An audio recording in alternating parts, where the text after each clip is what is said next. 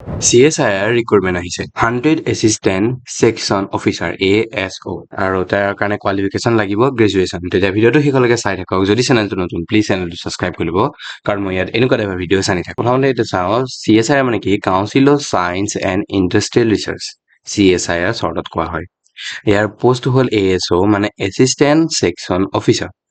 ইয়াৰ post আছে 100টা আৰু গ্ৰেজুৱেশ্যনৰ কাৰণে মানে গ্ৰেজুৱেট লেভেলৰ পোষ্ট আপোনালোকে গ্ৰেজুৱেশ্যন কৰিব লাগিব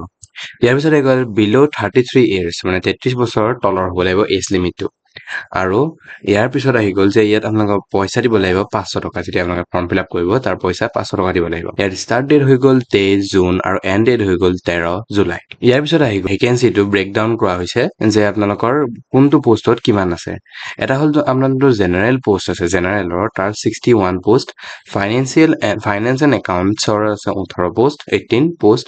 আৰু ষ্ট'ৰ্ছ এণ্ড পাৰ্চেছৰ আছে 21 পোষ্ট ইয়াৰ পিছত আহি গ'ল আপোনালোকৰ পে মেট্ৰিক্সটো কেনেকুৱা কাৰণে group B non gazetted pay লেভেলটো হ'ল 7 আৰু চেল 1 তাৰ ₹44,900ৰ পৰা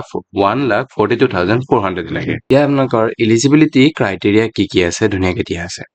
প্ৰথমটো হ'ল আপোনালোকক চিটিজেনশ্বিপ যোনটো আপোনাৰ অবভিয়াছলি ইণ্ডিয়ান হ'বই লাগিব তাৰ লগতে আহি গ'ল আপোনালোকৰ বয়স 33তকৈ বেছি হ'ব নোৱাৰে আৰু তাৰ লগতে আপোনালোকৰ ৰিলেক্সেশ্যনো আছে যেনেকৈ ST কাৰণে 5 বছৰ ST কাৰণে 5 বছৰ ST কাৰণে মানে 5 বছৰ দিয়া আছে তাৰপিছত OBC NCLৰ কাৰণে 3 years 3 বছৰ বিকলাংগৰ কাৰণে 10 বছৰ বিকলাংগ প্লাছ OBC NCL যদি হয় তেতিয়াহ'লে 13 বছৰ আৰু যদি বিকলাংগ প্লাছ ST হয় তেতিয়াহ'লে 15 বছৰ 15 বছৰ মানে কি 33 প্লাছ 15 মানে 48 বছৰ বয়সলৈকে আপোনালোকে ইয়াত এপ্লাই কৰিব পাৰিব যদি আপোনালোকে বিকলাংগ প্লাছ ST হয় এপ্লিকেশ্যন ফি কিমান থাকিব লাগিব যোনটো আনৰিজাৰ্ভ OBC বা EWCৰ কাৰণে 500 টকা বাকী চবৰ কাৰণে নীল চবৰ মানে কি ওমেন যদি আপোনালোকে মাইকী মানুহ তেতিয়াহ'লে আপোনালোকে যদি এপ্লাই কৰিব বিচাৰিছে তেতিয়া আপোনালোকে ফ্ৰীতে হ'ব তাৰ বাহিৰে ST বিকলাংগ x servicemen CSIR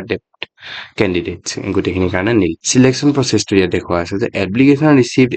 in response to the advertisement shall be screened to shortlist the candidates to be called for computer proficiency test এটা CPT মানে কম্পিউটাৰ বেছড টেষ্ট হ'ব তাৰ লগতে আপোনালোকৰ 1:5 মানে এটা পোষ্টৰ কাৰণে 5 জন কেণ্ডিডেট সিলেক্ট কৰা হ'ব তেনেকৈ আপোনালোকৰ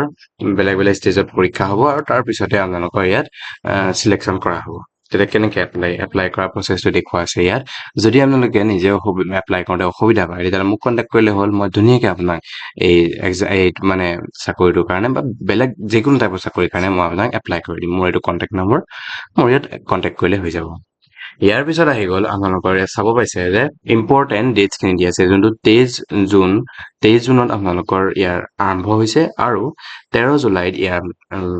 ৰেজিষ্ট্ৰেশ্যনটো শেষ হ'ব 13 জুলাই অৰ্থাৎ পৰহিলৈ হয় আজি 11 জুলাই 13 জুলাইত এইটো শেষ হ'ব সেইকাৰণে শেষ হোৱাৰ আগতে যদি আপোনালোকে এপ্লাই কৰিব বিচাৰিছে সোনকালে আহি এপ্লাই কৰি লওক তেতিয়া ভিডিঅ'টো মানে যদি ফেচবুকত চাইছে প্লিজ পেজটো ফ'ল' কৰি লওক আৰু যদি ইউটিউবত চাইছে প্লিজ চেনেলটো ছাবস্ক্ৰাইব কৰি লওক কাৰণ মই ইয়াত এনেকুৱা টাইপৰ ভিডিঅ'ছ আনি থাকোঁ তেতিয়াহ'লে মই দেৱজিৎ শইকীয়া চাইনিং অফ